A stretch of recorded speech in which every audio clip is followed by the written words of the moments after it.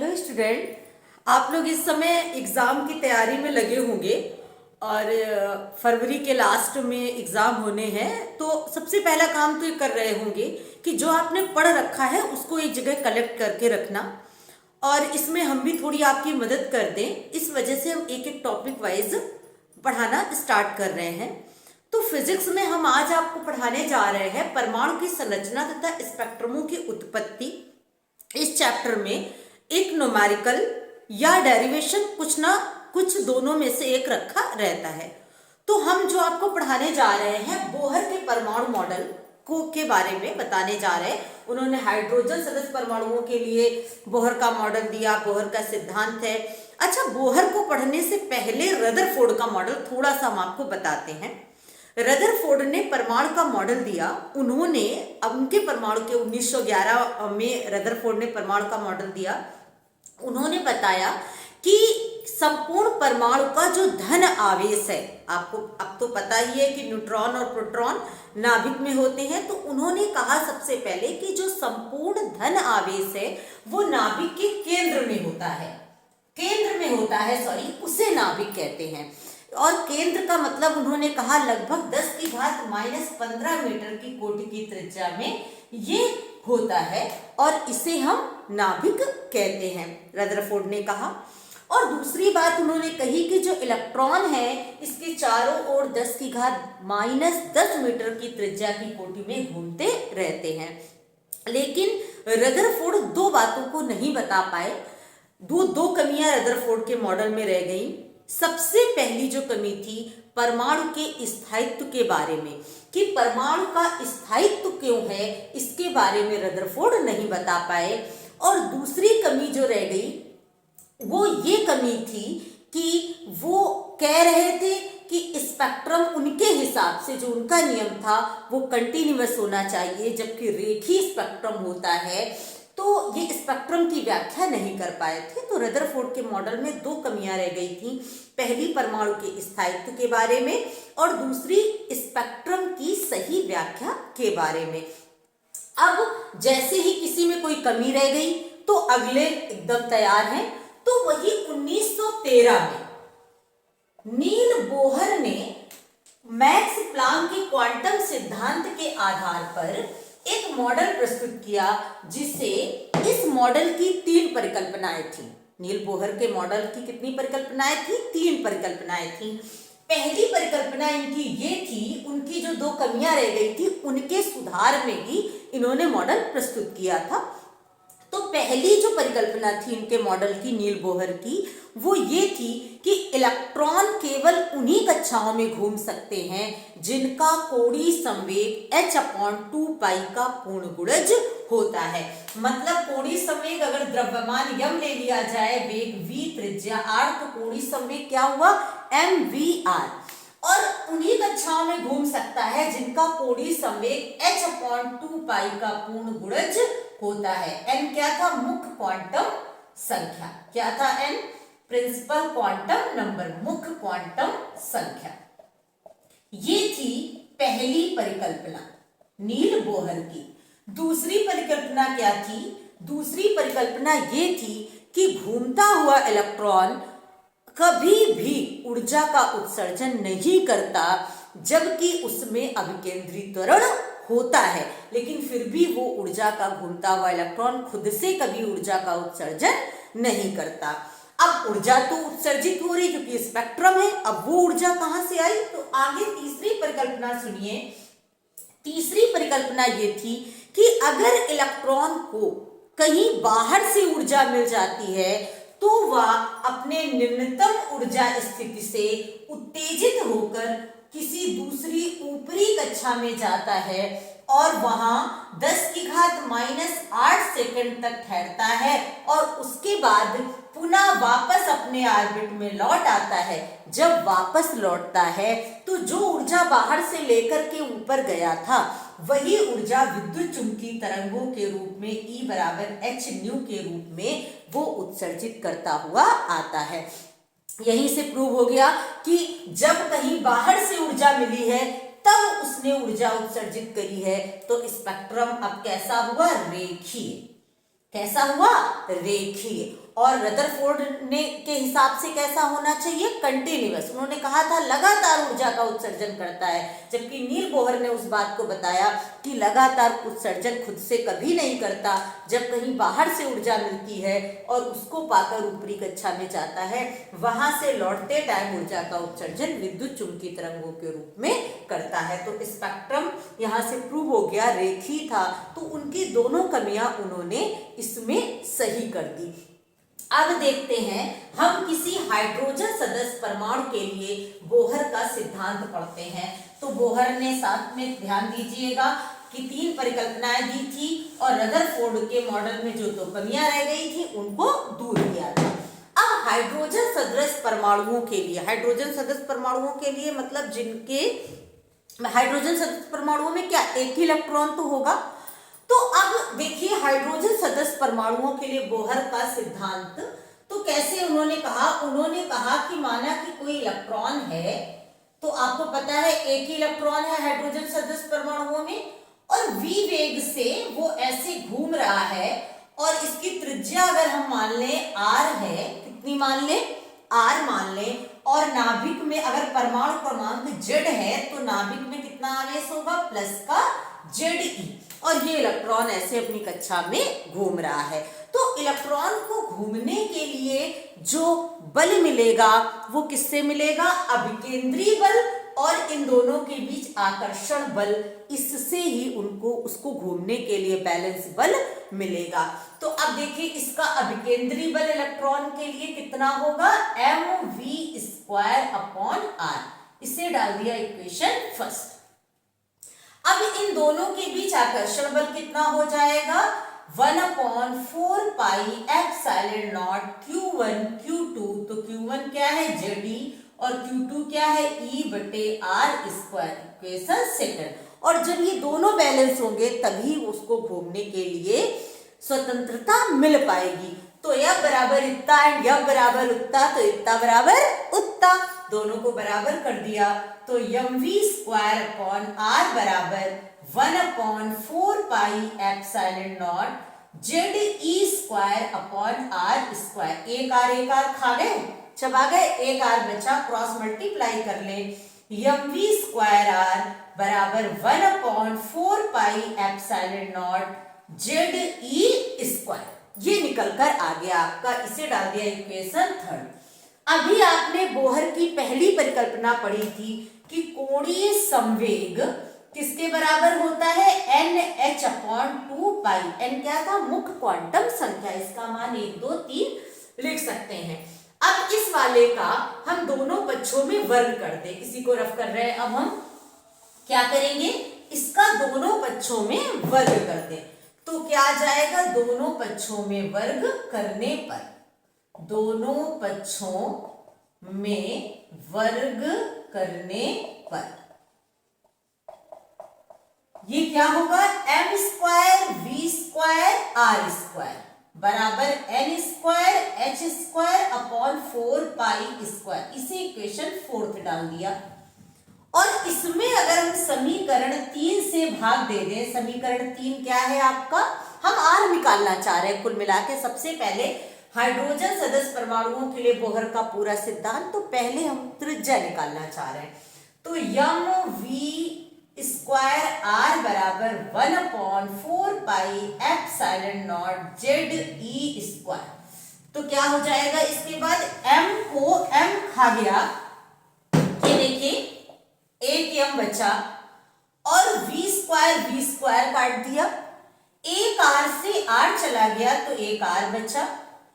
अब ये 4 से 4 चला गया, पाई से एक पाई चला गया, एक पाई नीचे बच गया अभी, और ये क्या है, n²h² epsilon not upon pi Ze²।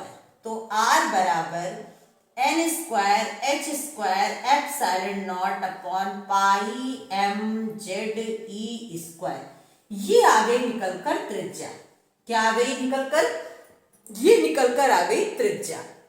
अच्छा, अगर एक इलेक्ट्रॉन के लिए इसका मान पढ़ें तो अगर एक इलेक्ट्रॉन के लिए आप देखेंगे, वैसे तो सूत्र आ गया R बराबर L square H square epsilon not upon pi M Z E square.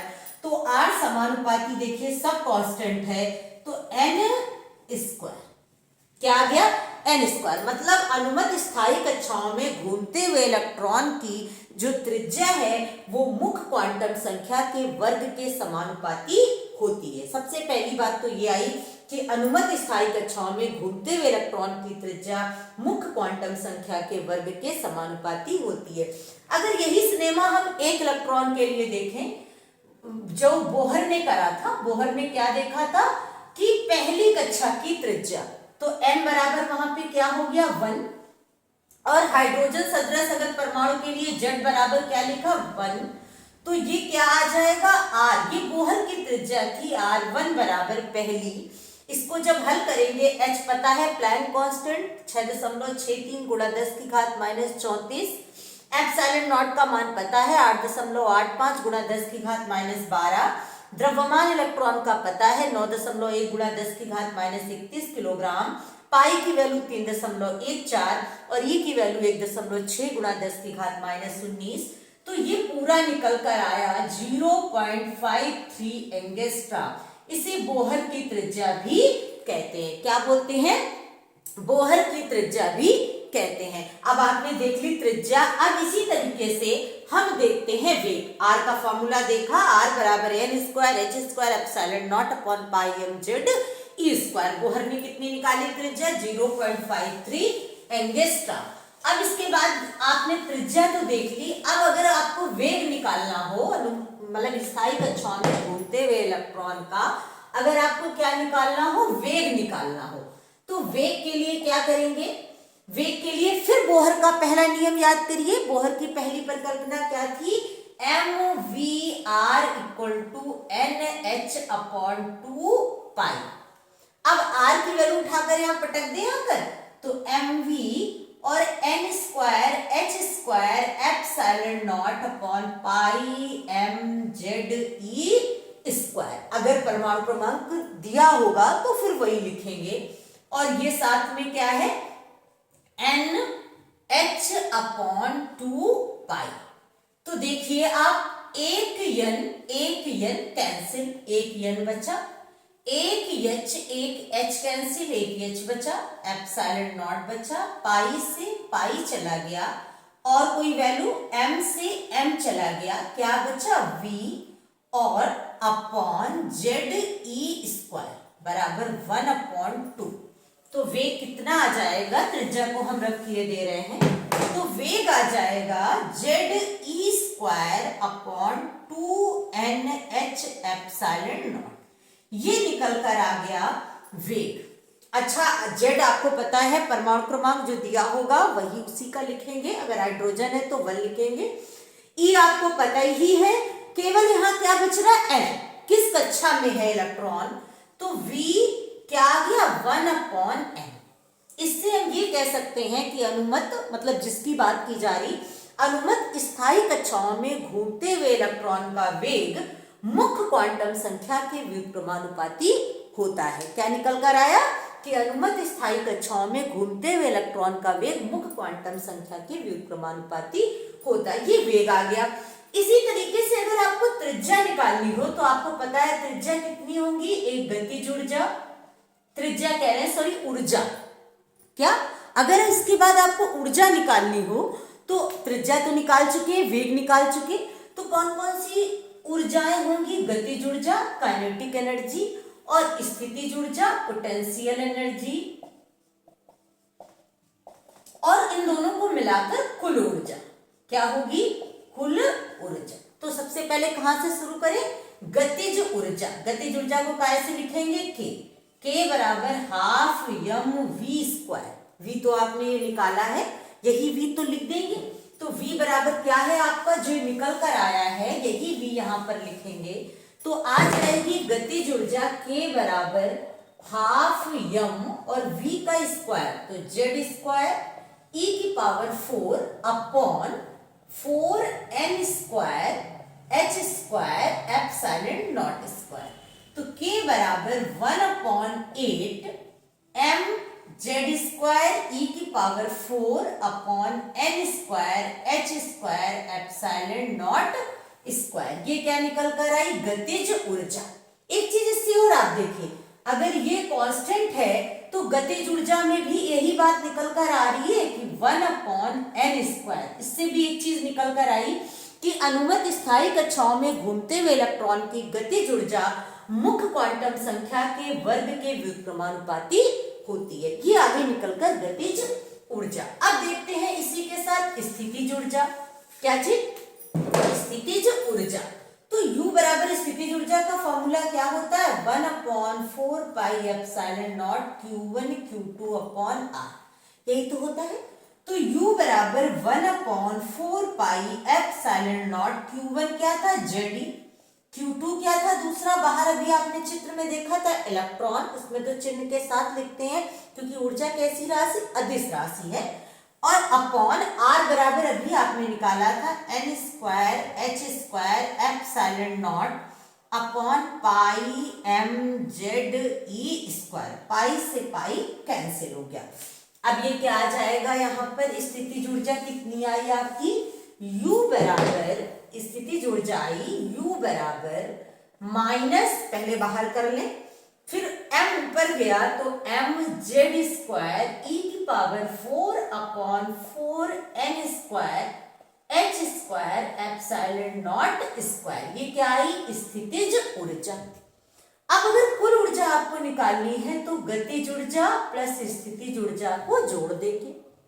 अब दोनों को जब ऐड करेंगे तो आएगा -1 upon 8 1 m Z square E की power 4 upon N square H square epsilon not square. अब कुल ऊर्जा में भी यही चीज आपको देखने को मिल रही है 1 अपॉन एन स्क्वायर। मतलब अनुमत स्थायी कक्षाओं में घूमते हुए इलेक्ट्रॉन की कुल ऊर्जा भी मुख्य क्वांटम संख्या के वर्ग के व्युत्क्रमानुपाती होती है। ये चीज आपको समझ में आ गई। अब बोहर की तीसरी परिकल्पना से एक फॉर्मूला और निकाल सकते हैं। देखिए, आपने त्रिज्या देखी, वेग निकालना देखा, ऊर्जाएं देखी। अब एक चीज और आपको बोहर की तीसरी परिकल्पना याद होगी कि अगर कहीं बाहर से ऊर्जा मिल जाती है तो अपने से ऊपर के किसी ऑर्बिट में चला जाता है और 10 की घात -8 सेकंड बाद वापस आ जाता है। तो हमने मान लिया जब पहली कक्षा में नीचे कहीं था तो उसकी ऊर्जा E1 थी और मुख्य क्वांटम संख्या को कैसे लिख सकते हैं? N1 से। तो E1 बराबर क्या हो जाएगा? E1 बराबर -1 upon 8 m Z square E की पावर 4 अपॉन n की जगह पर N1 square h square epsilon not square. और अगर ऊपर कहीं चला गया था उत्तेजित होकर ऊपरी कक्षा में तो वहां पर उसकी ऊर्जा E2 थी। तो -1 upon 8 m Z square E की पावर 4 N1 की जगह क्या हो गया होगा? N2।